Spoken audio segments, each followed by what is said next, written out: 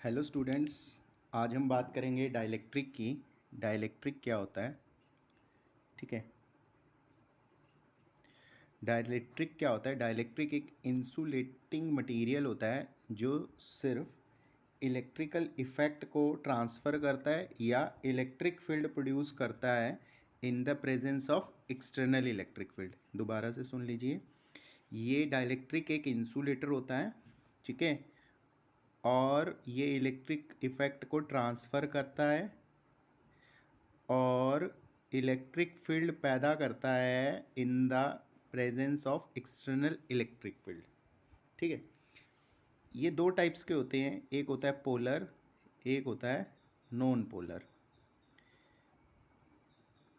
Polar के अंदर क्या होता है? पोलर के अपना परमानेंट इलेक्ट्रिक डायपोल होता है, ठीक है, इसका परमानेंट इलेक्ट्रिक डायपोल होता है। और नॉन पोलर का अपना कोई परमानेंट डायपोल मोमेंट नहीं होता। P is equal to zero और P is not equal to zero का मतलब है इसका अपना एक परमानेंट इलेक्ट्रिक डायपोल होता है। कुछ एग्जांपल ले लेंगे, जैसे HCl का मॉलिक्यूल है, यहाँ से एक इलेक्ट्रॉन Cl में जाता है, तो जैसे इसका एक परमानेंट डायपोल होता है, ठीक है। इसका एग्जांपल ले लेंगे H2, हाइड्रोजन। हाइड्रोजन इसका मॉलिक्यूल कैसे बनता है? इसका मॉलिक्यूल हाइड्रोजन बॉन्डिंग से बनता है, तो इसका परमानेंट डायपोल नहीं होता। ये कुछ एग्जांपल्स हैं पोलर और नॉन पोलर के, ठीक है। अब हम पढ़ते हैं नॉन पोलर डाइलेक्ट्रिक इन इलेक्ट्रिक फील्ड। पहले हम नॉन पोलर को इलेक्ट्रिक फील्ड में, नॉन पोलर डाइलेक्ट्रिक इन इलेक्ट्रिक फील्ड। सपोज करो आपकी ये एक शीट है जिसके अंदर क्या है, नॉन पोलर मॉलिक्यूल हैं।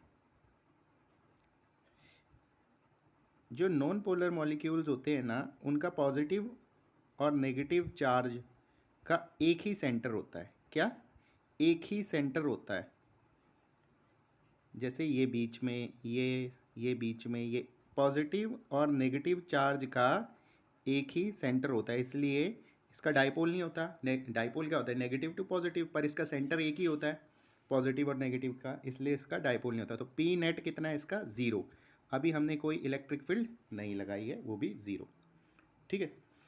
मैंने क्या बताया? इसका पॉजिटिव और नेगेटिव चार्ज एक ही पॉइंट पर, एक ही सेंटर पर एक्ट करता है, ठीक है। जब हम इसके ऊपर इलेक्ट्रिक फील्ड लगाएंगे, मैं इस फिगर को थोड़ा सा बड़ा बना देता हूँ। जब हम इसके ऊपर मान लो इलेक्ट्रिक फील्ड अप्लाई करते हैं, तो मॉलिक्यूल्स क्या हैं?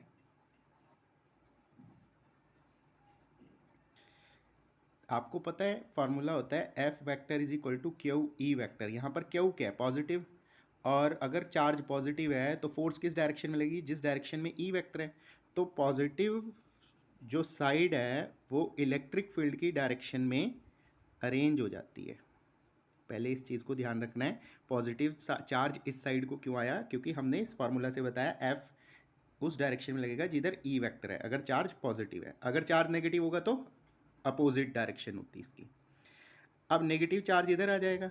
अगर आप देखें इस केस में जो सेंटर है, मैंने बोला था पॉजिटिव और नेगेटिव चार्ज का सेंटर एक ही पॉइंट पर एक्ट करता है, वो बढ़ रहा है।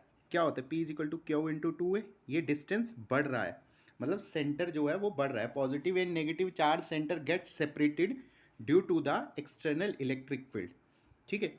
और जब सेपरेट होगा तो वो क्या करेंगे? एक इलेक्ट्रिक डायपोल की तरह एक्ट करेंगे। क्या करेंगे? एक इलेक्ट्रिक डायपोल की तरह एक्ट करेंगे। और जितनी ज़्यादा हम ये फील्ड लगाएंगे उतना ज़्यादा सेपरेशन हमें देखने को मिलेगा, मतलब उतना ज़्यादा 2A बढ़ेगा, ठीक है। पहली बात। अब अगर आप ध्यान दें, इस साइड और इस साइड एक लेयर बन रही है, इधर नेगेटिव चार्जेस की, इधर पॉजिटिव चार्जेस की, और बीच वाले चार्ज एक दूसरे के इफेक्ट को कैंसल आउट कर रहे हैं।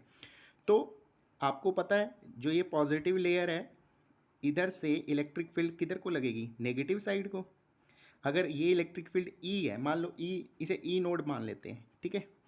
तो ये क्या है? पोलैरिटी, पोलराइज होने के कारण फील्ड पॉजिटिव टू नेगेटिव लग रहा है, इसको मान लेते हैं ई पी वैक्टर, ठीक है। तो आपका टोटल इलेक्ट्रिक फील्ड कितनी आ जाएगी? ई नोड माइनस ई पी, ठीक है। आपका पॉजिटिव रीजन से नेगेटिव रीजन को इलेक्ट्रिक फील्ड लगेगा, ठीक है। अब इसमें हमने क्या देखा? जैसे हम ई नोड बढ़ाते हैं वैसे ही आपका इलेक्ट्रिक फील्ड का जो इफेक्ट है वो कम होता है, क्योंकि ईपी भी उसी हिसाब से बढ़ता है। अब हम बात करते हैं पोलर डाइलेक्ट्रिक की। पोलर डाइलेक्ट्रिक में हमने क्या पढ़ा था कि इसका डाइपोल मोमेंट होता है, परमानेंट डाइपोल मोमेंट होता है, बट इसका पी नेट जो होता है वो भी क्या होता है, हमारा ज़ीरो होता है। पी नेट जो नेट डाइपोल मोमेंट है वो ज़ीरो होता है। उसका क्या कारण है, क्योंकि डाइपोल मोमेंट एक वेक्टर क्वांटिटी है, vector quantity magnitude as well as direction. अगर आप इसमें देखें, in the absence of external electric field क्या होगा, ये जो डाइपोल्स हैं ये रेंडमली ओरिएंटेड है। रेंडमली मतलब जैसे ये डाइपोल इस डायरेक्शन में, तो ये डाइपोल इस डायरेक्शन में, ये एक दूसरे के इफेक्ट को क्या कर रहे हैं, कैंसल आउट कर रहे हैं। क्या कर रहे हैं, एक दूसरे के इफेक्ट को कैंसल कर रहे हैं, और उसकी वजह से पी नेट क्या होता है, ज़ीरो होता है। क्या होता है, ज़ीरो होता है। अच्छा, ये कैंसिल क्यों करते हैं एक दूसरे के इफेक्ट को? देखो, हमने पढ़ा था कि पोटेंशियल एनर्जी को क्या होना चाहिए, मिनिमम होना चाहिए स्टेबल होने के लिए। तो ये सिस्टम स्टेबल होने के लिए और पोटेंशियल एनर्जी उसके लिए मिनिमम होनी चाहिए, तो ही ये एक दूसरे के इफेक्ट को क्या करते हैं, कैंसल आउट करते हैं, जिसकी वजह से नेट डाइपोल मोमेंट क्या होता है, ज़ीरो होता है। ठीक है, इंडिविजुअली मॉलिक्यूल्स का अपना डाइपोल मोमेंट होता है, पर नेट डाइपोल मोमेंट क्या होता है, ज़ीरो होता है, जब आप एक्सटर्नल इलेक्ट्रिक फील्ड नहीं लगाते। अब मान लीजिए आप एक्सटर्नल इलेक्ट्रिक फील्ड लगाते हैं, तो जो मॉलिक्यूल्स हैं वो अरेंज हो जाते हैं। ठीक है, आपने एक इलेक्ट्रिक फील्ड लगाया ई नोड वेक्टर। ठीक है, अब ये मॉलिक्यूल अरेंज हो जाएंगे। अरेंज किस हिसाब से होंगे, देखो आपने पढ़ा होगा, जब हम डाइपोल के ऊपर एक्सटर्नल इलेक्ट्रिक फील्ड लगाते हैं तो उसके ऊपर टॉर्क लगता है, tau is equal to p e sine theta वाला आपने पीछे एक एक्सप्रेशन किया था।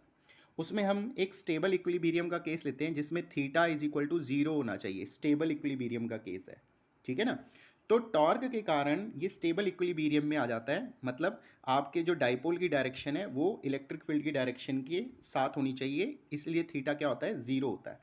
ठीक है ना, due to torque molecule gets in stable equilibrium and arrange in the direction of e vector, तभी तो थीटा ज़ीरो होगा। अगर आपका डाइपोल की डायरेक्शन और ई वेक्टर की डायरेक्शन सेम होगी, तो स्टेबल होने के लिए ये क्या करता है, इस तरीके से इस डाइपोल की डायरेक्शन और इलेक्ट्रिक फील्ड की डायरेक्शन सेम हो जाती है।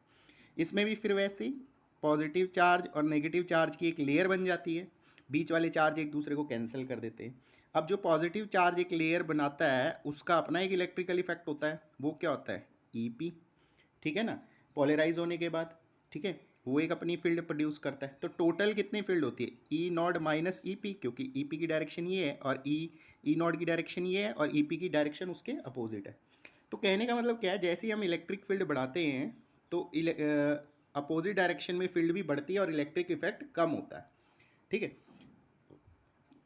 अब नॉन पोलर और पोलर मटेरियल में से किसको पोलराइज करना इजी होता है, पोलर मटेरियल को इजी होता है पोलराइज करना।